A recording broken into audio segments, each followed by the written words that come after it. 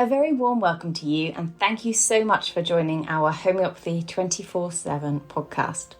We are going to be speaking to an array of international guests who will share their knowledge and experiences of homeopathy with you. We will discuss all types of subjects such as remedies, symptoms, and stories of health. No matter where you are with your homeopathic journey, we aim to inspire you on your quest to natural health and living. The podcast is brought to you by Greensmith, the founder of Homeopathy 24/7, which is a global platform connecting you with a homeopath wherever you are in the world, 24 hours a day. So let's get started with today's chat. Please welcome Mary Greensmith. Hello, nice to see you. Thank you very much for joining me today. I am going to be answering some of your homeopathic questions, some of those questions that you've put into our groups. Our main group is Ask a Homeopath on Facebook, and we have a number of other groups as well. We have one called Homeopathy at Home, and we have another one just called Homeopathy 24/7. And what we are hoping to do is help you learn more about how homeopathy is different from other forms of medicine that you might be used to using for first aid prescribing. So let's go to those questions. Let's see what sorts of things that you have been asking this week.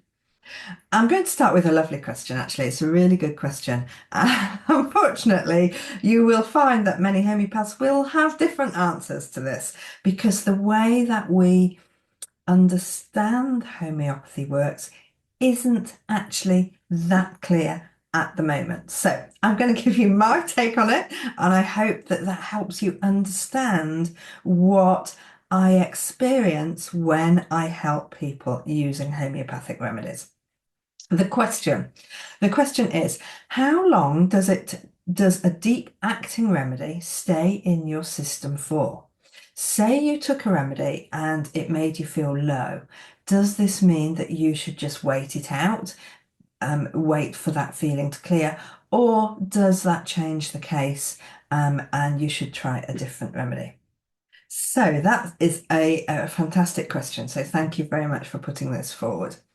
So my experience is that if we choose the right remedy, we're asking it to change something. We're asking it to unstick us. Sometimes, our bodies heal themselves, but sometimes they get stuck and they don't heal themselves.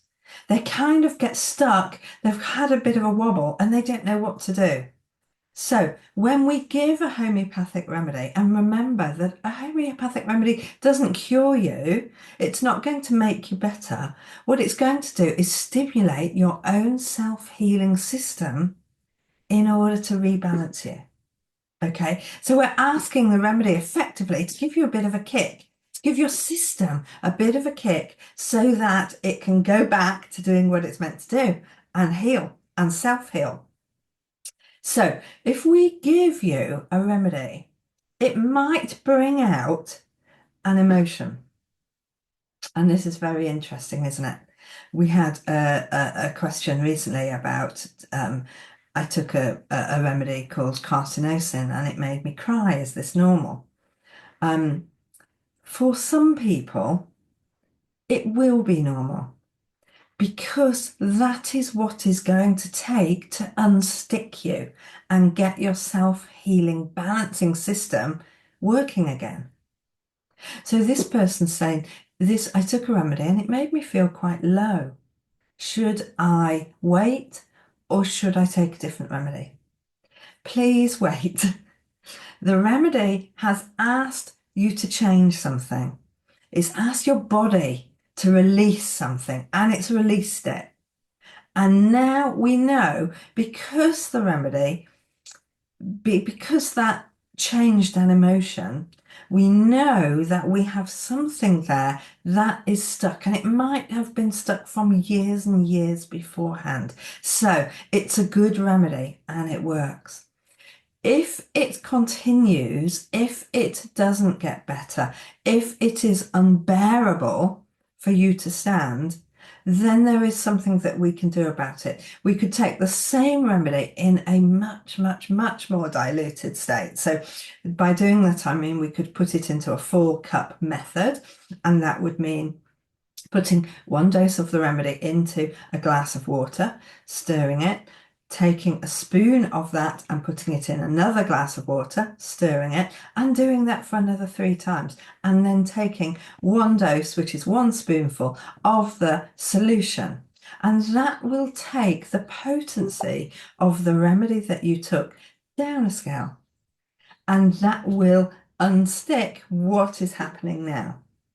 Okay, so the remedy was good. The potency perhaps wasn't quite as good for your body.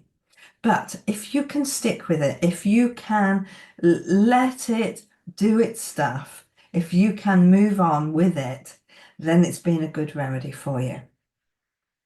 Now, when I first read this question and I thought, oh, how long does a deep acting remedy stay in your system for?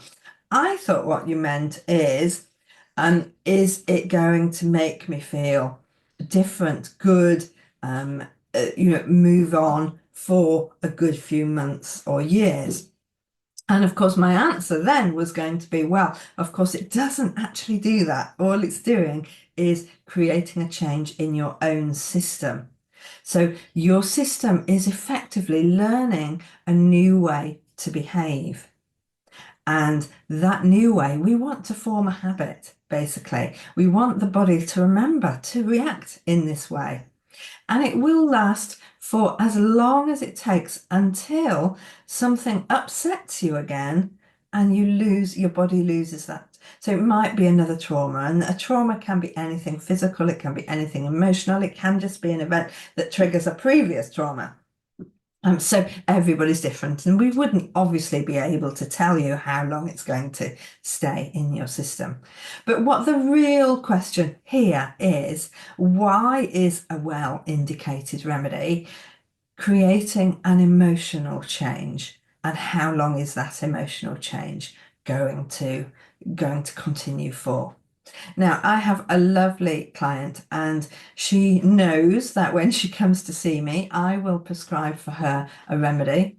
She knows that she needs 2 hours after that remedy to have a good cry, and then she will feel completely different. She knows that she needs that release, and it might be different remedies that she takes, but they all have this effect with her. And it's because of long-term previous trauma that has happened. She knows that everyday life and what she's doing, she gets stuck again, and she needs that release. We choose the remedy on the symptoms that she is presenting, on the words that she uses when she speaks to me, on what is happening right now with her whole body, physically and emotionally and verbally, how she speaks, what she's saying, what is most current in her mind. That's how we choose the remedy. The remedy, if it's a well-indicated remedy, always will have a release, and then she will see movement. She will see herself becoming unstuck and able to do things that she hadn't been able to do in the weeks previously. So I hope this helps understand a little bit more about what the remedy is actually asking your body to do. It's such an important question, and it's one where we often get stuck. We often think of it as trying to do something strange at that time. Homeopathic remedies are quite different, and I hope that this goes some way to helping you understand just to think of it in a slightly different way. So let's have a look at the next question. I was wondering about boron products. Most of them say to take 5 pellets at a time, but I've seen people in this group say you only need to take 1. Why is it necessary to take 5, and why do they say that? So, really good question, well done. Boiron, really well-known manufacturer of homeopathic remedies in France and in the US. And yeah, they do take, say, 5 pills. So let me explain to you what happens when a homeopathic remedy is made. The remedy itself is crushed down in a pestle and mortar until it is small enough to be dissolved in a solution, and that's usually a water solution with alcohol, in order so that it lasts for a long time. And so it has to be ground to a powder. And then once that happens and it's in a solution, then we call that a mother tincture, and we start then to dilute it lots of times. Once we have done the dilution with the succussion, which is how the remedy is made, the solution then is added drop by drop to a bottle of the pills or pellets. So the solution, the homeopathic remedy, is around the outside of the sugar pellets or lactose pellets. It is not in the pellet, it is on the outside. So if you're asked to take more than one, it's really just in case to make sure there's enough solution on each one. But there will be. The thing is that your pellets or your pills could be a whole series of sizes. So it could be a tiny little poppy seed size ball. It could be a ball the size of a small pea. It could be a pellet. It could be made into a tablet form.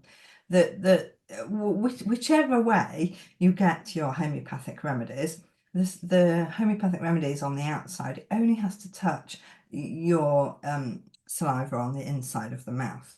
Now remember, it has been potentized, it has been succussed, it has been diluted so many times that there is none of the original substance left in the solution. The solution has a memory of the original remedy, and it therefore is an energetic remedy. There is none of the original substance in there. So if it's an energetic remedy, then it's acting in a completely different way. And remember, it's not a certain amount of medication that you're taking that's going to act on your body. The remedy is just acting as a catalyst to change the way, to unstick your body from being stuck, from not acting as it should be acting, and it's doing the self-healing. You know, when you cut yourself, your body heals itself. When your body forgets something's knocked it off balance and it's not doing that healing, the homeopathic remedy is acting as a catalyst to jumpstart it again, to get it going, to do something that will make it act in a different way. So 1 pill is the same as 5 pills if you take it at the same time.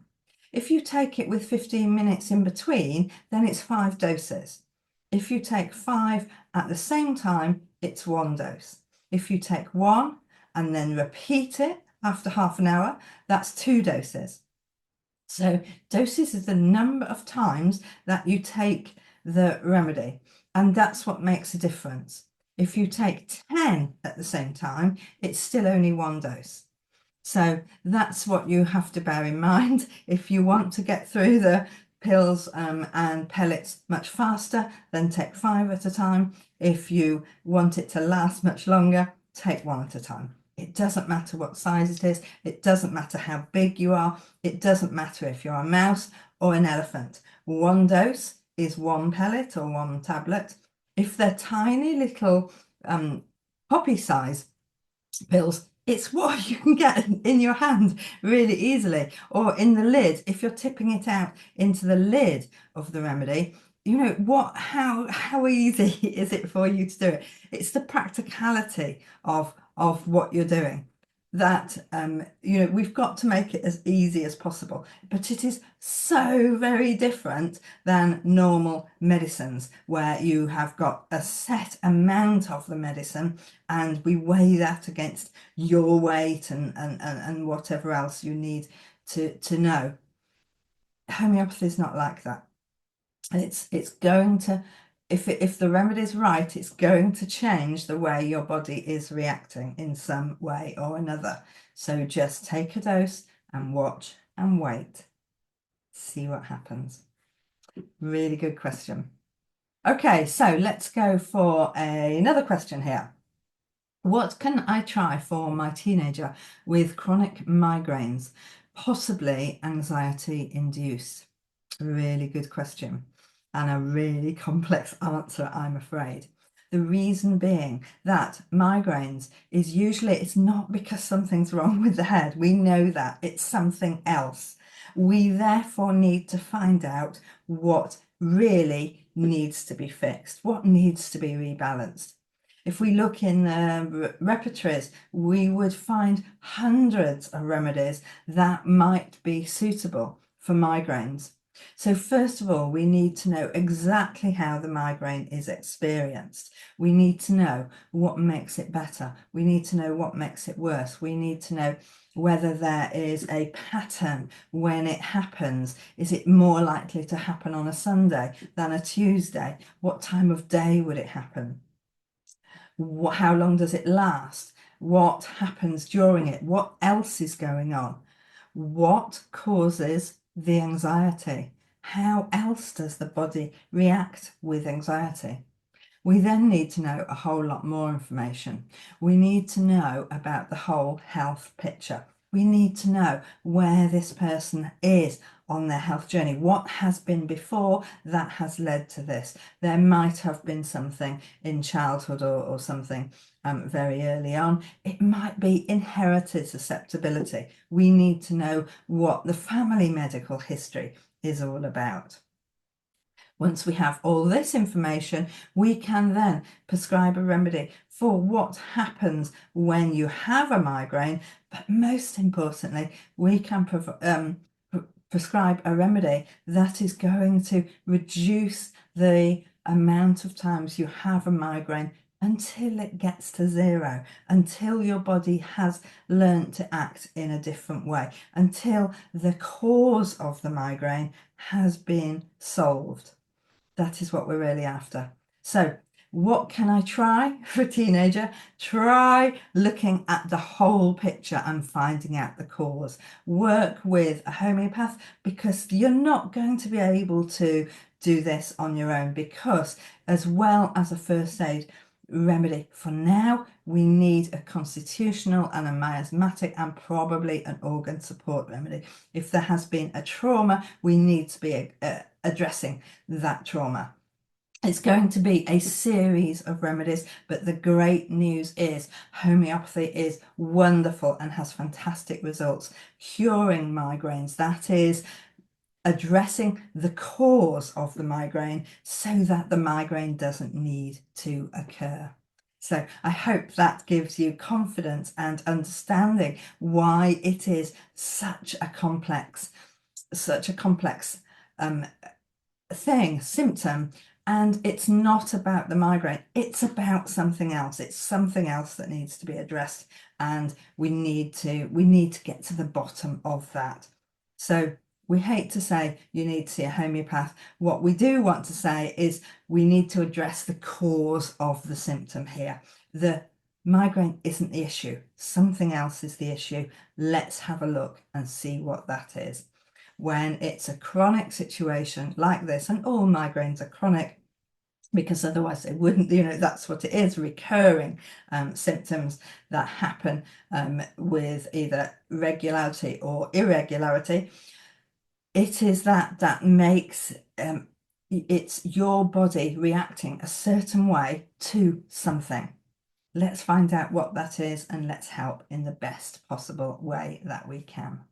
It's not going to be a quick fix, but it will be a definite fix. It is something that homeopathy really works well with. Okay, let's have a look to see if we've got another question we could be answering. Another one about headaches. Let's go on to something slightly differently. Okay, ways to detox your liver when all three enzymes are elevated. I do not drink alcohol. Okay, so I would suspect that this person wasn't really aware of what homeopathy does. and how homeopathic remedies differ from other herbal substances and detoxes. We don't think of homeopathy as a way to detox. What we are looking at sometimes, we know that there are toxins stuck in the liver. We know that from the way that your body reacts to certain things. We are looking at your symptoms. We wouldn't initiate a detoxing liver unless the symptoms say that's what needs to happen. Your body leads the way. Your body gives us the message it needs, what needs to be cleared right now. And we know that a lot of the time the liver does need to be cleared. But a lot of our remedies are liver detoxing remedies. They are going to be clearing out the system. We will go on how you present your symptoms, how you experience life, how you experience what is happening to find the very best remedy for you. If we were to look in the repertories and the materia medicas, we will see that there are over 100, 200 remedies for detoxing a liver. So we need information about what's going on, what's happening, what do you think's stuck in there, why, and what needs to be cleared. Then we can address the liver, and we can hone down from all of those remedies down and find the remedy that suits you and your body, because your body expresses its symptoms in a certain way that we are going to match to a remedy that has that way of expressing its symptoms in its picture. So we're going to marry the two together and choose the remedy that way. We do detoxing quite a lot, and we often find in this day and age that there are many things that do need to be addressed with detoxing. We would always put together an organ support remedy with a detox remedy if we wanted to go down that road. We would also always check that the adrenal glands are working really well and your body has enough energy to be excreting any toxins that are flushed from your liver into your body, because we need to get them out. I hope that makes sense, and I hope that gives you food for thought when we're looking at homeopathy and detoxing. This is a really nice question now. I'm 42 and I'm trying to conceive naturally. I have got a first aid kit. However, I've been diagnosed with endometriosis, but I do not have any symptoms except excruciating migraines on the first and second day of my pregnancy. I've been trying to fall pregnant for 4 or 5 months now, nothing. What do you recommend? Okay, this is really interesting, and I love fertility issues with homeopathy because we really can make a difference. We're not just addressing, obviously, the reason you're not falling pregnant is not everything is right and healthy right now in your life. And certainly those migraines are telling you that. So this is what we're doing. We're going to be addressing this. We're going to be having a look at your cycle, and we're going to be making sure that your body is as healthy as it can be in order to maintain a pregnancy for 9 months. So we want you to be in tip-top condition and your body to be able to maintain health, to be able to get right through a pregnancy. So I hope that makes sense. So first of all, yes, we're definitely looking at those migraines. We're definitely looking in detail at your period and about how you're experiencing that. We also need to look at what has gone on beforehand. Have you had pregnancies before? Have you had trouble with your cycles before? What else is showing in your health picture? More than likely, we will want to be giving you a constitutional remedy, a remedy that fits the whole of you and helps bring you as a whole to brilliant, brilliant health in order to maintain your pregnancy through the full term. Now, every time I look at fertility and helping somebody become pregnant, there is usually something that has happened in the past. Now, most recently, there had been a car crash about 15 years previously, and things had been offset since then. So that was the first thing that needed to be addressed and rectified so the body could release that trauma and correct itself in order to go forward from there. So we will usually find something in your health history that is going to say, okay, once we can balance that up, your body can probably do the rest. So don't give up. There is lots of hope here. I suggest talking to somebody about your whole health picture in order to find the series of remedies that is going to help you become pregnant. And well done for reaching out and realizing that you don't have to go for treatment for endometriosis to become pregnant. You don't have to go through the excruciating trauma of IVF necessarily, especially when we don't know that that is causing you not to become pregnant. Now, sometimes it's necessary to speak to both parties of the partnership because it's important to understand the whole ethos and the mentality of everybody, going into this pregnancy and seeing if there's any emotional setbacks that are not letting this pregnancy happen right now.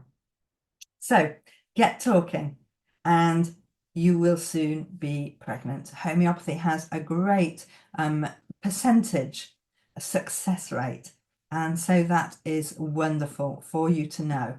Don't give up hope. So I hope this has been really useful for you, and I hope you will continue to learn more about homeopathy and how to implement it into your life. Take care. I do hope that was useful. Next week, I am going to be chatting with Barbara Hanachova, and we are going to be answering questions asked by people new to homeopathy. So we're going to be answering questions about where to start, where to go, how to begin your homeopathic journey, what remedies that you should be looking at purchasing, which books might be useful. And where to start, where to begin on this vast subject. So if this might be of interest to you, I do hope you'll find time to join us. And I look forward to helping you learn more about homeopathy. Take care. I do hope you've enjoyed these episodes, and I do hope you can subscribe to our channels. Now, there are various ways for you to listen to our podcast or watch it on video on YouTube. So whether it's iTunes, Spotify, or YouTube, please do subscribe and please do leave us a review. If you leave us a review on these platforms, then more people will see our podcast. We just want more people to share the joy of homeopathy. It's a choice that everybody should know about. Please do everything you can to help us help more people.